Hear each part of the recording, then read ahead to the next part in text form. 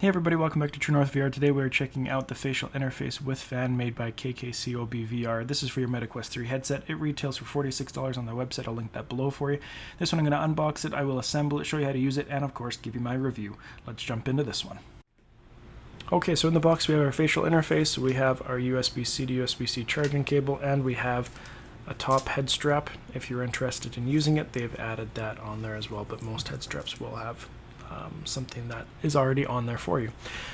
So if we take a quick look at this, we have some air intakes, we have obviously air that's going to come out, we have a leather padding here that is Velcro, it is removable, which makes it really easy to just wipe to clean, and if you do need to remove it, easy to remove as well. We have our light blocker on the nose here, hopefully that will work well for us, and then we have some adjustability here on both sides. What it says to do is I'm just going to push on those things just on the sides there. It just says you can push it out. Now here these are at the end. You can see those marks are at the end.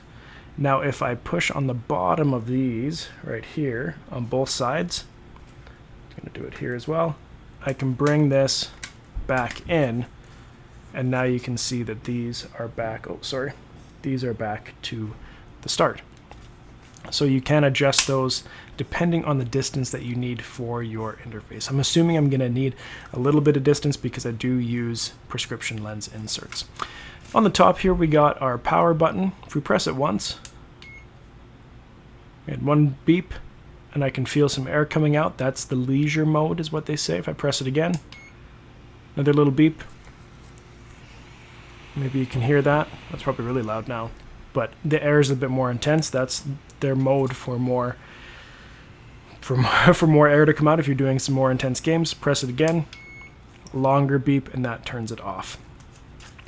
So that's really how to use it. Now if we are going to install it here, we need to take off the facial interface that's on there. I've removed the head strap just so it's easier for you to see what I'm doing here.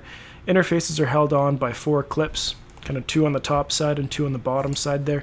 All I really have ever done, and has always worked for me, is I just pinch in the top and wiggle backwards, top and bottom, sorry, towards one of the sides.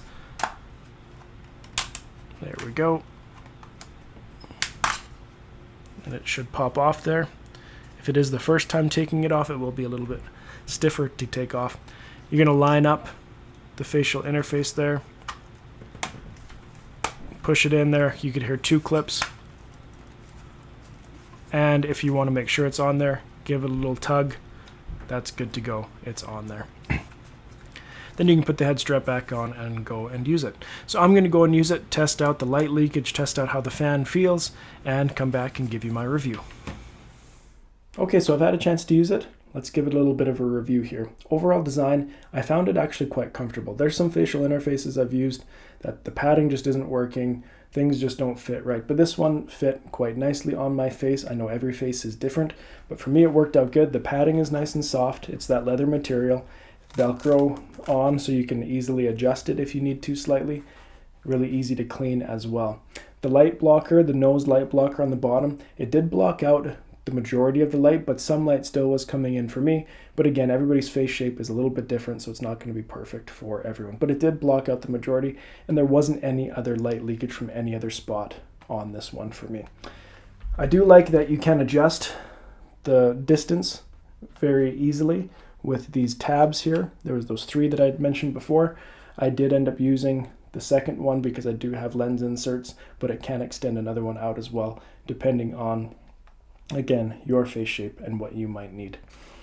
The fan is really easy to run, as we showed before when I was putting it together. It's just that power button, and all you need to do is press that once to turn it on the first mode, press it again to turn it on the higher mode, and then you press it again to turn it off. Very easy, and the charging port is right there, USB-C, just like everything is going to now.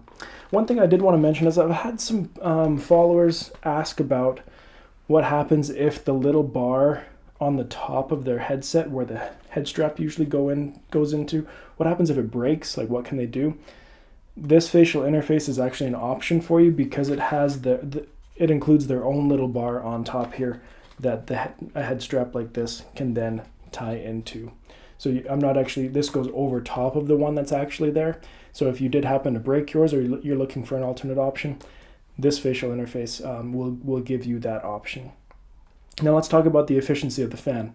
On the website it talks about different uses and using the leisure mode or the first mode, the lower mode when you're just watching movies or watching shows or anything.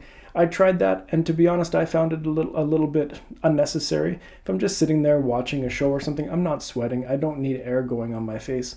When I was doing just slight movement games, not so intense, maybe a little bit of golf or mini golf or anything like that, that's when I turned it on, and it just kept my face nice and cool while I was playing.